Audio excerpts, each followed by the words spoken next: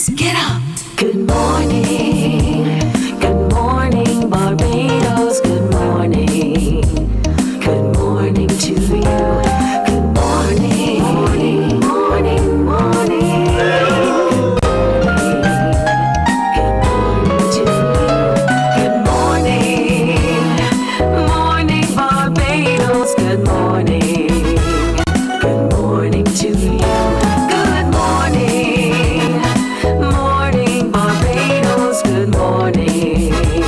Wake up, wake up, wake up. Morning to you. Good morning, everyone. Welcome to Morning Barbados for today, Tuesday, the 20th of July, 2021. Welcome to those of you watching us on our YouTube channel, Caribbean Broadcasting Corporation, or on our Facebook streams at CBC Barbados and Morning Barbados as well. Good morning to you. It's the second day of the week, and today, as usual, on a Tuesday, we'll get to hear from our girl, Agent Sharita, as today we look at tips to self-manage your own rental properties. A number of us try to do it on our own, but sometimes we need the help and the guidance from a real estate agent. And so she'll share with us some tips that we can use to manage our own properties. Thornwood comes by. He promises to teach me how to climb a ladder. I can climb a ladder, Thorn, but he'll be in today as a form of exercise how to climb that ladder. And we'll also today be hearing from the members of the St. Michael Parish Independence Committee on the events that they're holding in this month of July to focus more attention on the upcoming parish independence celebrations. But let's get started this morning by taking a look at Operation Safe Space. And we're joined by two project coordinators today, in that Marsha, Hinds, Layne, and Robyn, Parris. Good morning, both of you. Good morning. Good morning. You say that Operation Safe Space is creating a movement for change, and you're looking particularly at gender-based violence and intimate partner violence as well. And naturally, one asks the question, how prevalent is that in Barbados? What do you say? I would say it's very prevalent, Pearson. Actually, I think one of the things that we need to do moving forward is to make sure that we're documenting the levels, because right now we still don't have a national mechanism for the collection of statistics around domestic violence. And so us that work in the space, providing services, assisting survivors, we know that there is certainly a high level of these kinds of incidents in Barbados.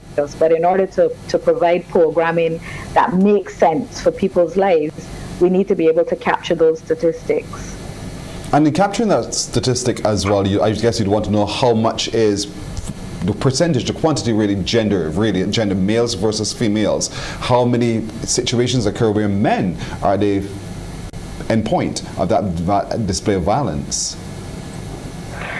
Well, I mean, across the world, the trend, because of what gender-based violence is. Gender violence is violence that is perpetrated against an individual because of societal beliefs and expectations about what they should and should not do.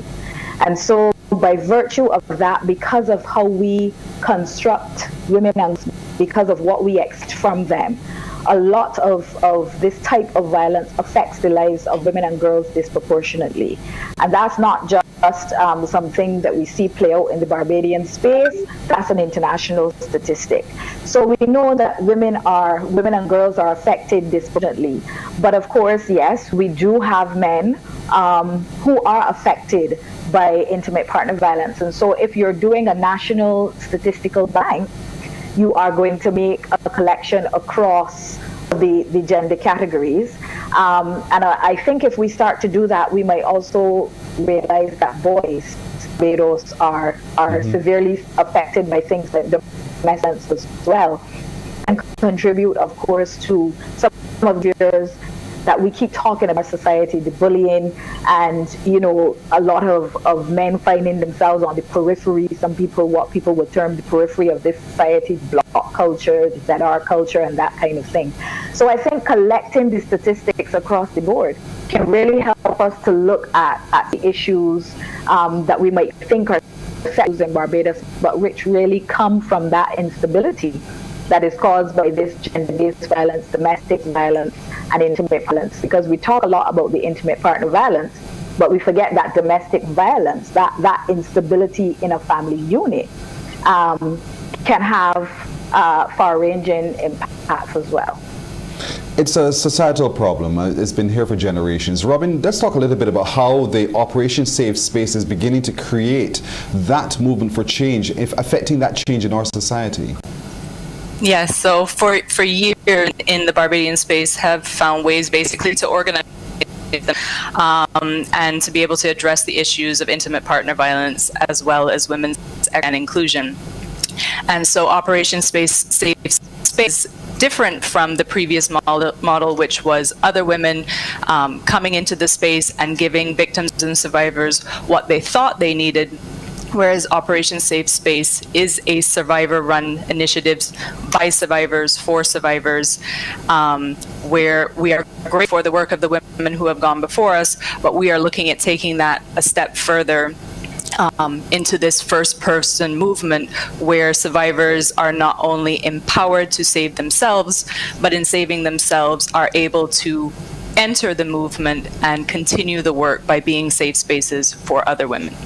You talk a bit about increasing knowledge and application of CAP 130A, but for a lot of us, what's CAP 130A?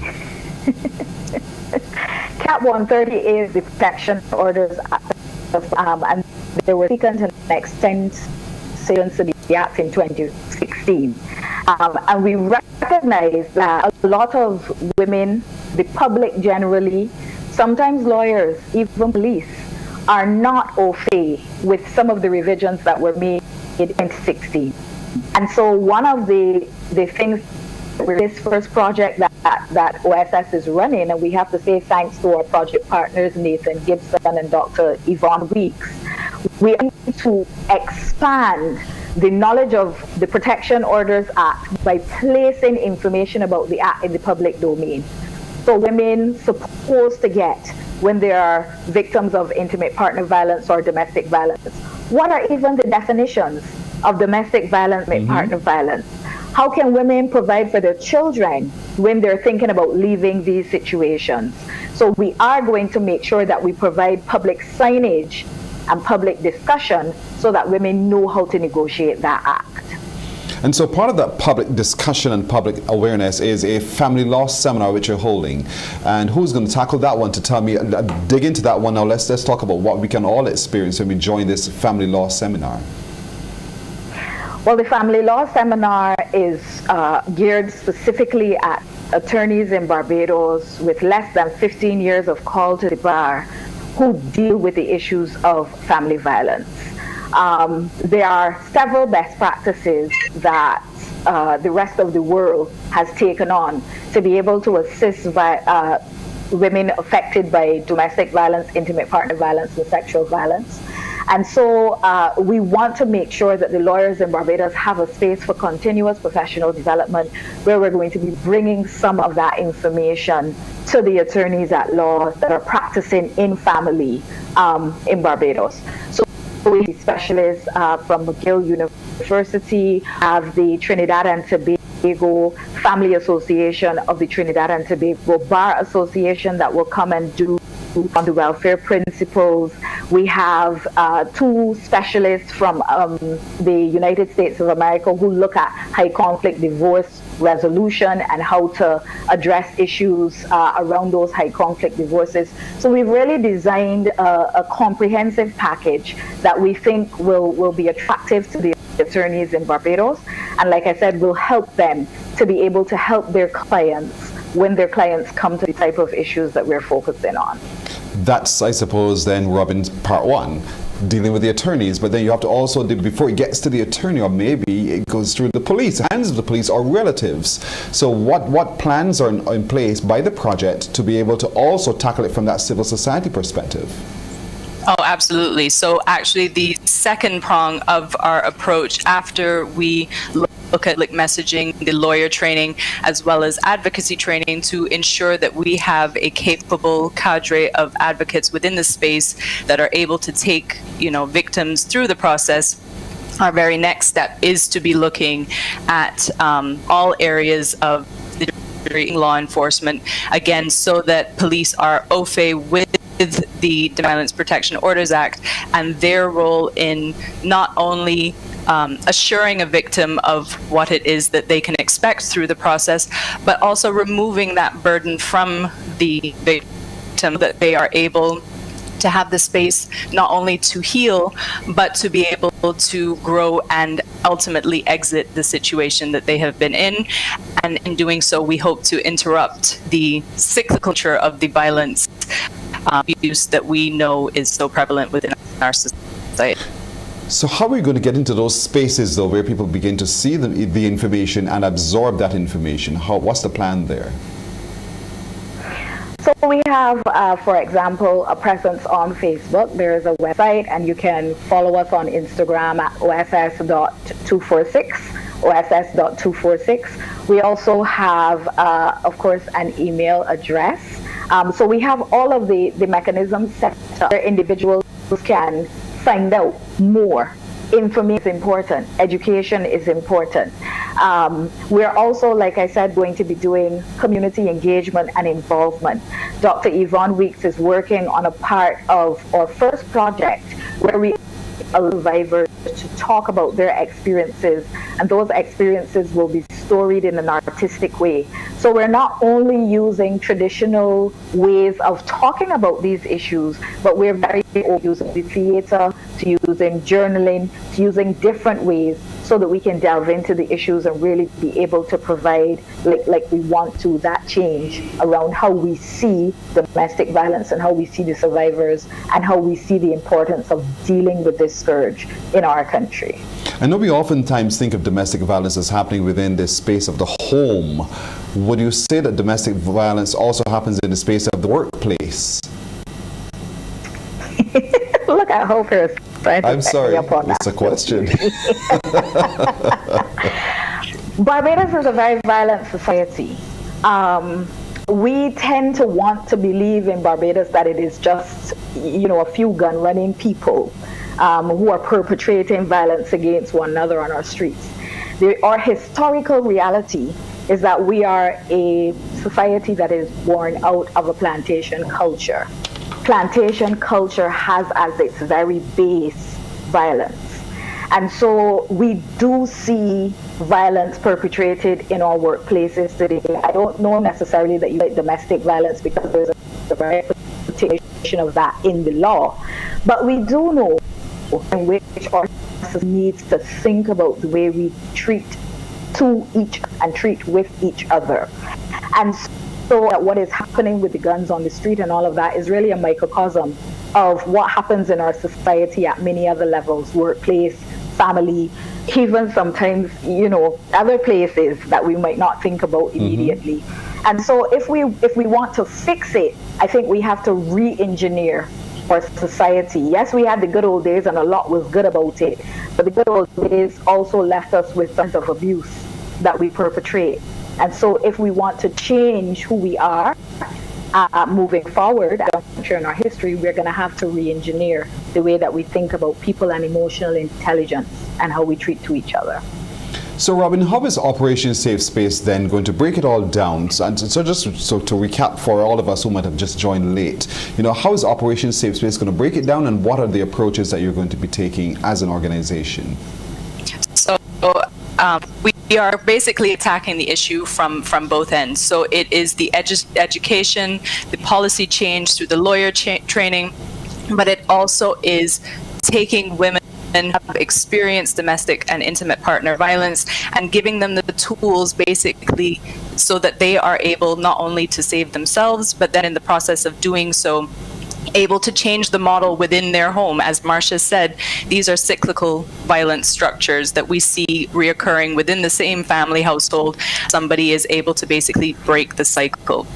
So Operation Safe is doing that through of messaging, a campaign, a safe space, creating safer spaces within Barbados. When you think of physical spaces like parks, beaches, home life, walking down the street, those sort of safer spaces, as well as an emotional safer space, a place where they can come and feel understood and heard and safe to be able to share their experience and to learn and grow from it. It's a 10-month campaign, Marsha, and at the end of the 10 months, what are you hoping to achieve? At the end of the 10 months, we want people to feel that Operation Safe Space is indeed somewhere that they can call if they're having an issue or if information, or if they just want, as Robyn said, to be heard. At the end of the 10 months, we want to be in the space such that we can continue to do work on behalf of girls in Barbados. Because we start with a 10-month campaign, because in civil society, work is run on a project basis. But it doesn't mean that we are going to just go away after the 10 months. There's a lot of work to do. At the end of the 10 months, we want people to be more au fait with their rights, with the expectation, and most of all, we want to be able to change the way that we think about and talk about domestic violence, intimate partner violence, sexual Barbados. It really is time for us to create safer spaces, especially for the girl children of Barbados. But as we do that, it benefits all of us. All of us all of us have gains in that process. Well, certainly that movement for change starts now, folks, starts now. So for those of you who are going to be joining, though you attorneys at law, how fortunate you are to join this family law seminar, do so, and we encourage you to do so. And we want to commend you both, Marsha, Hinds, Layne, and Robyn, Parris, project coordinators with Operation Safe Space, to continue agitating in the way that you are, because it really benefits of an overall society. And though some of us sit on the sidelines and watch, we're thankful that you two ladies are at the forefront, along with the rest of your team, to effect that change. Best of luck going forward. Thank you. Thank you. Thank you. You're very welcome. Morning Barbados continues right after this. Morning, morning, morning. Good morning. Morning to you.